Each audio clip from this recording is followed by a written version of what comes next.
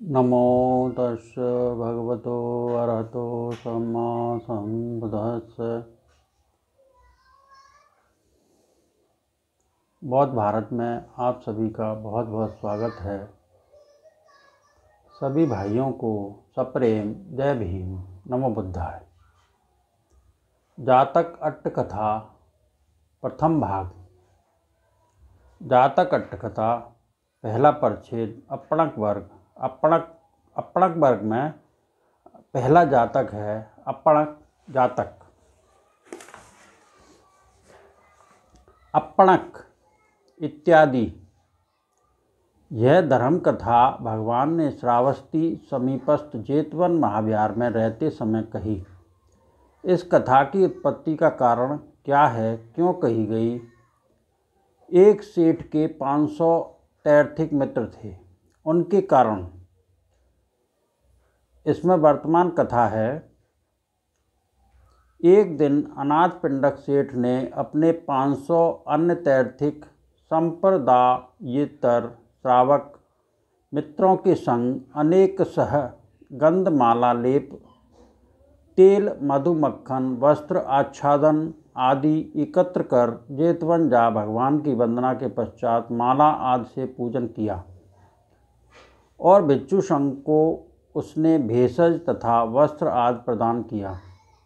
उसके बाद बैठने से संबंधित 6 प्रकार के अति निकट, अति दूर, वायुगत की ओर, उच्च स्थान पर, सर्वथा समक्ष एवं सर्वथा पीछे बैठना, दोषों से मुक्त हो एक ओर बैठ गया।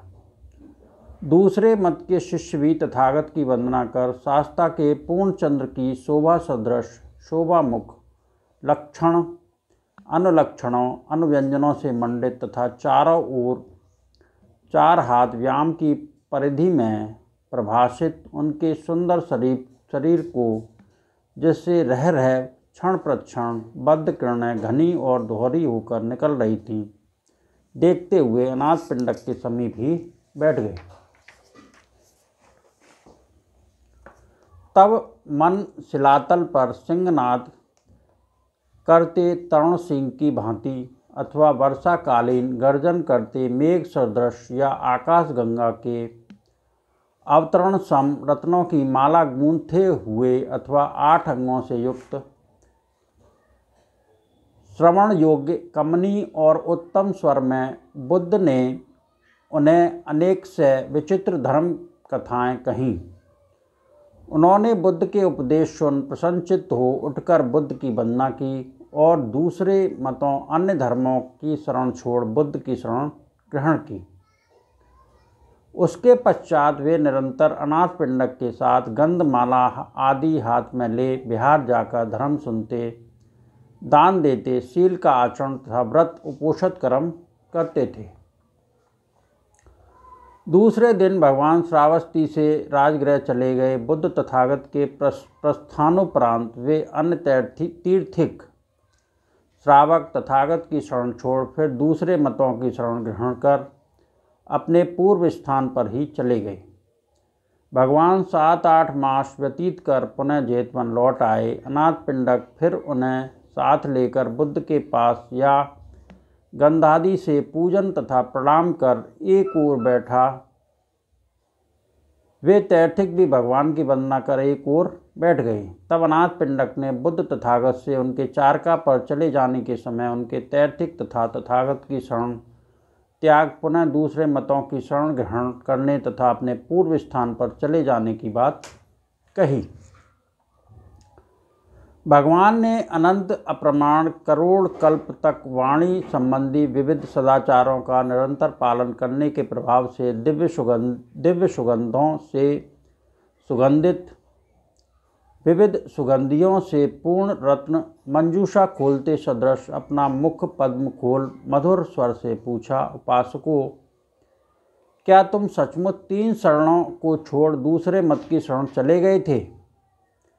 छिपा न सकने के कारण भगवान सच है। उनके कहने पर बुद्ध ने कहा, उपासकों, नीचे स्थित अवीची नामक नरक से ऊपर भवाग्र नामक सर्वोपरि देवलोक तथा जितने अपरिमित लोक हैं, किसी में भी सदाचार, शील आदि गुणों से संपन्न बुद्ध सदृश भी कोई नहीं, बढ़कर तो कहाँ से होगा। भिक्षुओं, पद सहित अथवा पद रहित जितने भी प्राणी हैं, बुद्ध तथागत उनमें सर्वश्रेष्ठ कहे जाते हैं। इति पुस्तक में इहलोक अथवा परलोक में जितने भी धन हैं, तथागत शुद्ध चित्तों से श्रेष्ठ अग्रह इत्यादि सूत्रों में प्रकाशित विवेचित तीनों रत्नों बुद्ध धर्म और संघ के ही गुण प्रकाशित किए। ऐसे गुणों से युक्त तीन रत्नों की शरण जाने वाले उपासक व उपासका नरक आदि में पैदा नहीं होते। वे नरक जन्म से मुक्त हो देवलोक में जन्मते तथा महासंपत्ति उपभोग करते हैं। इसलिए तुम लोगों ने ऐसी शरण को छोड़ दूसरे मतों की शरण ग्रहण करके अनुचित किया। त्रिरत्न को मोक्षदायक और उत्तम मानकर उनकी शरण जाने वालों का नरक आदि में जन्म न लेना, यह स्पष्ट करने के लिए यह संयुक्त निकाय महासमय सूत्र उद्धृत करना चाहिए। जो बुद्ध की शरण गए हैं वे नरक नहीं जाएंगे, मनुष्य देह को छोड़कर वे देवलोक में पहुंचेंगे। जो धर्म की शरण गए हैं वे नरक नहीं जाएंगे, मनुष्य देह को छोड़कर वे देवलोक में पहुंचेंगे। जो संघ की शरण गए हैं वे नरक नहीं जाएंगे, मनुष्य लोक को छोड़कर वे देवलोक में पहुंचेंगे। भयभीत हो मनुष्य पर्वत, वन, आराम, उद्यान, वृक्ष, चैत्यादि अनेक स्थानों को देवता मान उनकी शरण लेते हैं, किंतु वे शरण मंगलदायक नहीं, ये शरण उत्तम नहीं, क्योंकि इन शरणों का आश्रय ग्रहण करने से सभी दुखों से मुक्ति नहीं मिलती। जो बुद्ध धर्म तथा संघ की शरण जाते हैं, जिन्होंने चारों आर्य सत्यों को भली प्रकार प्रज्ञा से देखा है, वे चार आर्य सत्य हैं: दुख की उत्पत्ति, दुख का नाश और दुख नाशक आर्य अष्टांगिक मार्ग। ये हैं मंगलप्रद उत्तम शरण। इन शरणों को प्राप्त कर मनुष्य सभी दुखों से मुक्त हो जाता है। शासन ने केवल उन्हें इतना ही धर्मोपदेश नहीं किया, बल्कि यह भी कहा, उपासको बुद्धानुस्मृति कर्म स्थान योगाभ्यास के लिए मन का विषय, धर्मान स्मृति कर्म स्थान, संघान स्मृति कर्म स्थान, स्रोत आपत्ति मार्ग, स्रोतापत्ति फल, सकृदागामी मार्ग, सकृदागामी फल, अनागामी मार्ग, अनागामी फल, अरहंत मार्ग तथा अरहंत फल का दायक होता है। और उस क्रम से भी धर्मोपदेश कर अंत में कहा, इस प्रकार की शरण छोड़कर तुमने अनुचित किया है। बुद्धान स्मृति, श्रोतापत्ति मार्ग आदि के विषय में भिक्षुओं, एक धर्मवाद के अभ्यास और उत्तरोत्तर अभिवृद्धि करने से संपूर्ण निर्वेद, विराग, निरोध, उपशमन, अभिज्ञा, संबोधि, परम ज्ञान तथा निर्वाण की प्राप्ति होती है। कौन सा वह एक धर्म बुद्धान स्मृति अंगुत्तर निकाय एकक निपात आदि सूत्रों से प्रतिपादित करना चाहिए।